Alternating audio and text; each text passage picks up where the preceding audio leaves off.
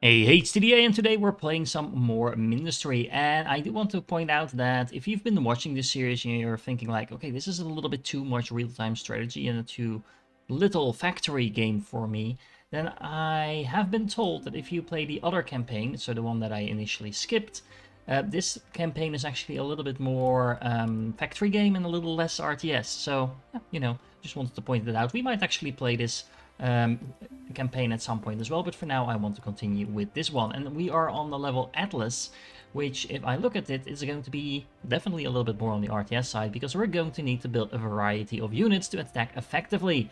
We're also going to need upgraded units apparently, so I look forward to getting even bigger tanks. And there we go once more. I really like the fact that you zone in and out from different areas, and also I really enjoy the fact that you can so easily switch between your areas if you want to. Now let's pause the game once more.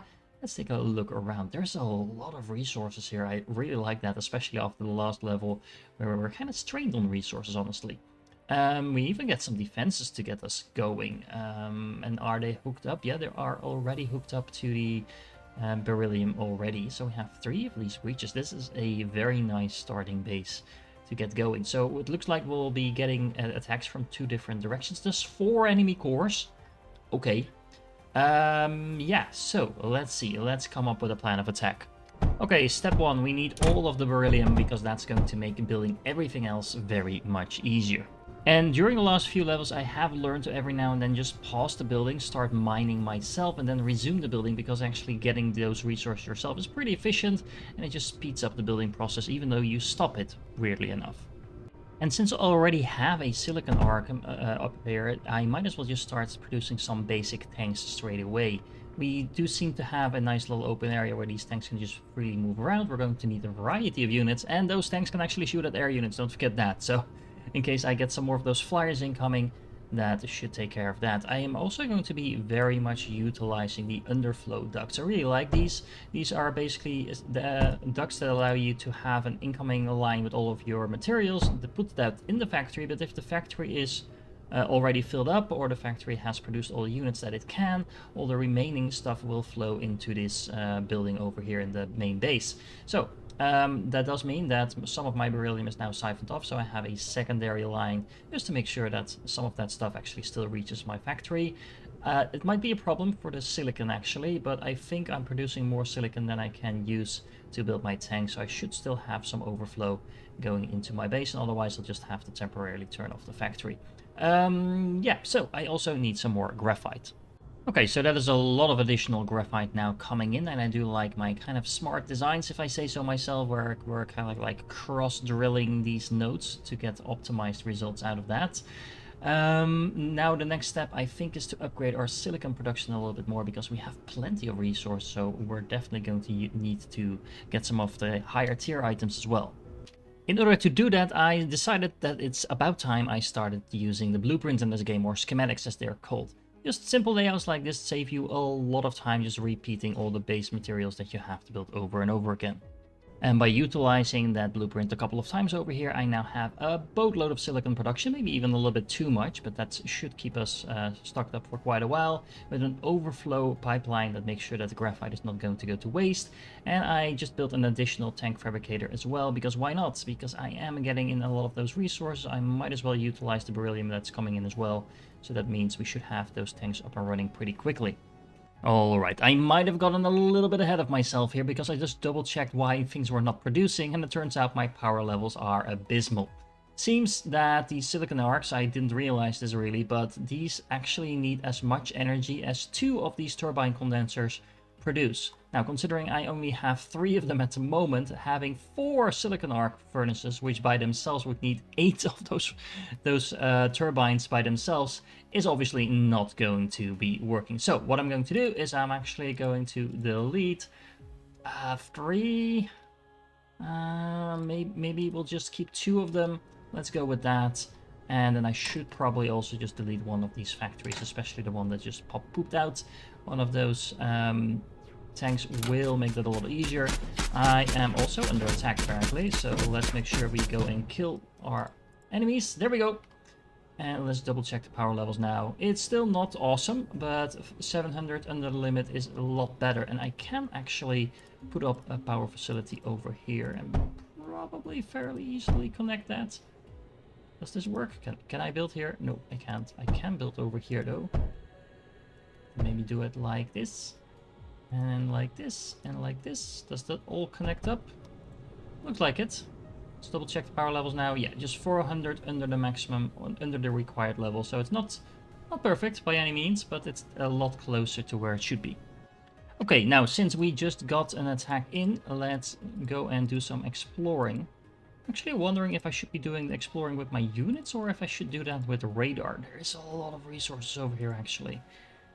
There is a power vent over here. There's a power vent over here, or a steam vent, I guess, but yeah, you know. Oh, and a lot of power here. And so many resources. There's tungsten over here as well. Okay, so basically what I should probably be doing is aggressively expanding rather than just trying to build a nice tidy little base like I've been doing so far. Although in my defense, the levels until now barely had any resource that I could expand to without doing some fighting. And it looks like this level is completely different in that regard. It does look like we have some nice little expansion room over here. If we just expand down south... Oh, there's more enemies incoming. If we just expand down south, that should take care of... well, just having all the enemies coming from the same direction, basically. That's what I was trying to say. Okay. So I've done some more scouting, and here's the deal. There's a base over here that I can probably take with just the regular units that I'm currently producing. There's a base over here. I'm not sure if this is connected, but if it is not, I'm going to need some of these creepy crawly tanks from the previous level to take this base. And I assume I'm going to need some of those floating units to take out whatever base is hiding over here. I think this is the base that is sending out the flying units. So that means I am going to have to A, build more units, B, expand. And I'm thinking that if I can set up a choke point here, here, and here, and I can block off this entire area, I have pretty much all the resources I'm ever going to need. But most importantly, I get access to the tungsten as well. Okay, so here's my plan. I'm going to expand my power grid to include all of these vents over here, and then I'm going to set up some basic defenses over here for a moment, including a radar, so I can actually see the enemy coming in time, because I don't think the fog of war expands too far along with my units. It's mostly based on the bastions, and then I'm going to do the exact same thing over here. And the nice thing is the turrets don't need power, so that makes that a lot easier. I just need to have some basic inputs that do require power to make sure they have some ammunition going. And then the first thing I'm going to do is start working on the tungsten to get that in, so I can upgrade the turrets I'm actually using. And yeah, then we'll take it from there. So I just set up these defenses, and it almost felt like the enemy was reacting to that. I was getting attacked by, I think, every single base at the same time, not with a lot of units, mind you, so it wasn't too hard to basically hold off those attacks. But I did notice that the flying units were just creeping in the back, hence these two breaches out here. Next on the list is getting the tungsten production up and running, and even though I am at a power surplus, or at least I was before I built that tungsten factory, as you can see, that took quick work of that. So I do want to have this kind of like overflow pipeline going to the back, and I think I'll hook up some of these other resources to that soon as well. But yeah, again, there's no point in doing that unless I have sufficient power. Okay, with all of that set up, I have a pretty steady flow of income now, with the exception of tungsten, which is painfully slow, but yeah, again, I just don't have the power to really work on that, nor the water, honestly, because if I put down another one of those, what are they called? Vent condensers, I think these are pretty power hungry as well. Actually, that's not that bad, it's only 30 power. Well, it's 30 power that I could also turn into 180 power though, so I hope these batteries over here will do the job for now. With all of that up and running, it's now time to set my eyes on the second expansion over here, just to block off this last bottleneck. And we have a pretty nicely closed in base with a lot of resources. Of course, there's going to be some turrets over here. I first need to set up the supply line. I figured I might as well just make sure the supply line to the back is set up first, before I start actually building the turrets, because in the meanwhile, of course, all this is going to go towards my main base and give me even more resources to do exactly that. So a little bit of a time jump here, but I tapped into all of the resources that I have available over here. I made a massive overflow belt like into my main base over here. Yeah, so I have all the resources that I need, really, except for tungsten. I might want to look into upgrading this a little bit further, but I think with this our little army that I currently have, I might as well go do a little bit of exploration to see if we can take out some of these units. Oh, did I just die? Yeah, I did. I'm not really sure why. I think someone said something about if you have items on you, that's like a bad thing. I don't think I have though. Oh, I might want to do this from a little further away. If I can actually take out this turret without... Oh, hello, hello. I think I might need to look into upgrading my units before I take on this base. Well, okay, maybe not that easy. They took out most of the inner sides of my base over here, but yeah, the enemy is now that I can start rebuilding, and I'm definitely going to need to look into those upgraded things I have in the technology tree. So I actually managed to unlock everything already. I have the tank fabricator unlocked now, which is going to allow me to upgrade my stealth into locusts, and I assume these are better. It doesn't really tell me anything about their stats, which is kind of annoying to me as someone who likes playing real-time strategy, but also would like to know what the actual units do, how they compare, etc. But yeah, it's pretty much just upgrading my tanks to the second tier. Thanks to the rebuild function, it actually didn't take all that long for me to rebuild all of this, and now I'm thinking that I should probably get a little bit more tungsten going, because this is just taking way too long. Now, I've actually tried to build some more power down here, but every time I do, basically the units instantly go out and destroy it. So I am just going to have to build my army inside my base, and with the help of this vent condenser, that should not be too much of a problem, I hope. Let's just hope that this is going to be enough to get all these impact drills are running. Now, I do, of course, have a little bit of a power issue, but yeah, I think it's not a bad thing if the rest of my production is a little bit lower, if that does increase my tungsten production along the way. So let's check out the tank refabricator. We're going to need to put in silicon and tungsten along with hydrogen, which I believe I also unlocked a new building for, which is the electrolyzer over here. That is going to take in water and then pump out ozone and hydrogen. Now we have a little bit of water over here that we're not actually using, although I could say the same for this facility over here. We actually have some water we're not using, although most of this water is actually being used by the tungsten. Yeah, we might as well utilize the water we have up top here, I believe. So, if we're making the the hydrogen production over here, we should probably also put the tank production close by. Something like maybe put it over here, because that allows me to draw from this belt as well as get in another belt for the silicon. So I think this works. I have the electrolyzer up and running here. It's producing hydrogen, which is going to go into the refabricator. I grab my silicon from above, and I now have a duct router that's filtering for the tungsten. So it's only letting the tungsten go on straight, and if this is overflowing, then the rest of the tungsten is still going into the side and back into the, well, the general stockpile, I guess. I am not entirely sure if I actually need to build something like a reinforced liquid tank for my ozone, just to have somewhere for it to go. But yeah, let me know in the comments if this is needed. This might just be my factory building brain doing over time. Now, let's see. Let's get some tanks over here. And how do I actually have them upgraded? Do I just send them over here? Hello, guys. Hello. Hello. Okay, so how does this work? Do I just put them next to it? No, doesn't look like... Oh, no, no, no, no, no, no, I do not want to deconstruct that. Could I just have a single tank go in there? How does this work? Let me figure this out. Okay, in one of the cases of probably the most confusing game design I've ever seen, this is how you upgrade your tanks. So, first of all, you can press Control and actually take control of your tanks directly, which is kind of cool. Kind of useless, but kind of cool. Then you drive onto the belt, and you click the belt, and then it goes in. Now, you can only do this with one at a time, which is really frustrating as well, but this is a way to upgrade your existing tanks. Now, I assume that if I place my tank construction facility right next to here, so just let me get out of my tank first. So if I place a tank fabricator, something like that, and I hook it up to some resources, the tanks should hopefully get out here and go in there directly.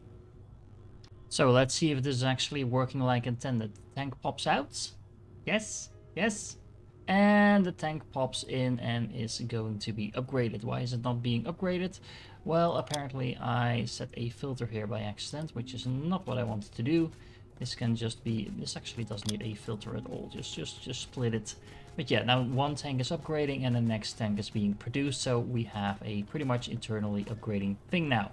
Now, I do have these old tanks that I have over here that are not going to be upgraded as long as I'm building new tanks, but I think that should be just okay. Oh, I sent a few tanks to suicide in order to clear up some building space, and now it looks like I'm going to be attacked from all sides. So, well, let me get my army and deal with that. Ah, this is actually interesting. If I look at the tank fabricator, it says 10 out of 15, and if I look at the tank refabricator, it says 6 out of 15, so that suggests I can have both 15 of those locust units, the tier 2 ones, as well as 15 of the basic ones. Now, I'm really starting to wonder, does that actually hold for the other tanks as well? Oh man, I'm starting to feel very stupid now. Yes, it does actually hold for each individual unit. I was just confused by the fact that it all said 15, but it's not 15 units of any kind. It is 15 units of every kind. That makes quite a difference. So, apparently I can make 15 of 4 different types of units, which should mean I can set up a pretty large army. Okay, so I should probably apologize to everyone who has been screaming at their screens for the last 20 minutes or so, watching me build a tiny little army while I could have built something like this. I mean, granted, the tier 2 units are new, but I could have built everything else that you see on the screen here just from the start of the level already. So, hopefully you will enjoy me completely wiping out the enemy with this, because it shouldn't be too hard.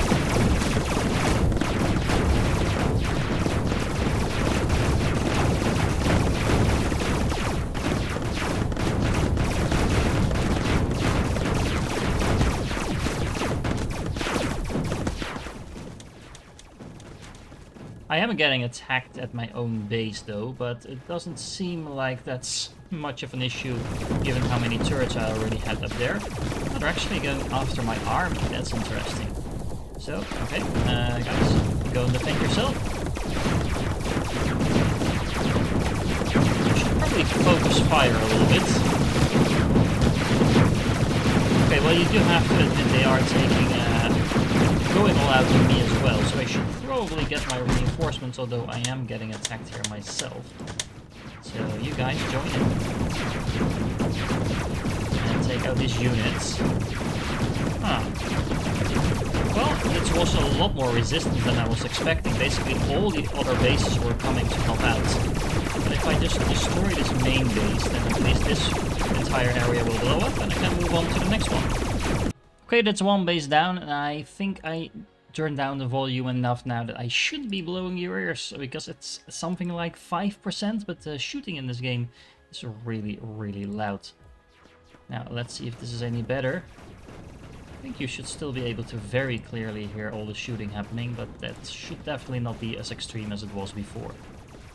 Now, let's take out these turrets. Maybe I should just focus on the bastion, actually. I'm not entirely sure what is the best way to go about this, but yeah, this base is actually really weak.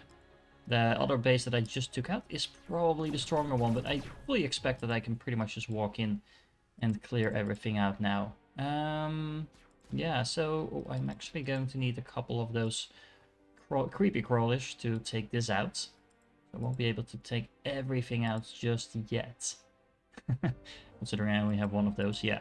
So, I am going to walk back to my base, clear everything out over here, and then probably make sure that I have a fully maxed out army of flyers to take out whatever is hiding over here, and a fully maxed out set of these creepy crawlers to take out the last base on the bottom. Oh boy, they are once again trying to rebuild over here. That is definitely not what I want to happen, so I'm just gonna send back my army and have them basically rally over here, every new unit built as well, so that I can just easily take this out. And the nice thing about having conquered 2 of the bases is that I can now build 45 each unit, so yeah. I think we should be able to just waltz over the remaining enemies. And that might be my famous last words, because you know, you never know. So I am keeping some of my other units in reserve. Let's run them back here and have all my other units take them out. And then just walk right back in and hopefully take care of the remaining parts of this base pretty quick. I mean, let's destroy the production facilities. That might be useful. There we go. No more tanks for you. And let's take out yet another bastion. Yeah, at this point, this is no problem anymore. The base was very quickly cleared out. And now I can just, I think, get all my flyers over here and just zoom to wherever the other base is. Let's find it. So there it is. There it is. Maybe take it a little bit tactical from the side. Maybe not try to destroy all the walls while we're at it. There we go. Yeah, this is no problem whatsoever. Just swooping in. And sector captured. And there's a whole lot of stuff in here that still needs to be blown up. And I also think I should definitely go through here and try to basically get all of this stuff under my control, build some bases here, and etc, etc. But anyway, I don't think you need me to walk you through all of that. That's not the most interesting gameplay. This was definitely, again, a challenging level, but again, mostly because I didn't really understand how things worked. Now, we know that we can build a lot of all the different units. That's definitely going to make things easier moving forward. And I think I've said that at the end of every level so far. So yeah, bear with me while I'm learning this game. Either way, if you're still here, you're awesome, and I do hope to catch you in the next one.